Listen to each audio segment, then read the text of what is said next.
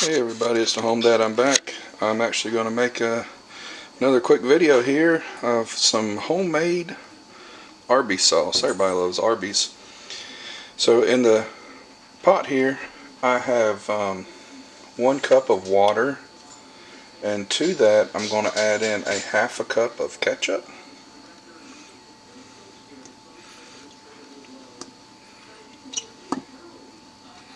And I'll do it there. And to that we're going to add in the dry ingredients here, which is 2 tablespoons of brown sugar. Sorry, my son's complaining, but 2 tablespoons of brown sugar, a teaspoon of garlic powder, onion powder, and paprika. So all that gets in the pool like so. And then you want to add to that a half a teaspoon, or a little less, it depends on your taste buds, of cayenne.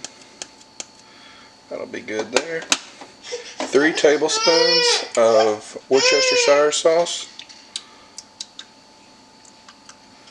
like so. A 1/4 cup of white distilled vinegar. That's it there. And salt to taste. I'm just going to add in just a little bit of salt. That's good there. And we're going to bring this up to a simmer, and we're going to simmer it for 15 minutes. And after the simmer, we're going to add in our cornstarch mixture. Sorry about that, everybody. We'll be back. Hey everybody, we're back. There you go. Once you throw that cornstarch slurry in there, 2 tablespoons of cornstarch to 1 of water. You do it at a boil, and it's an automatic, pretty much thickening agent. And there you go. You have homemade Arbys sauce. We have some Arbys fries over here that we're going to cook up tonight for supper. There you go, everybody. Homemade Arbys sauce. Hope y'all enjoyed this video.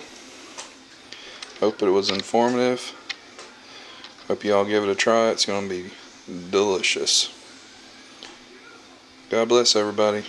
See you on the next one. Please subscribe.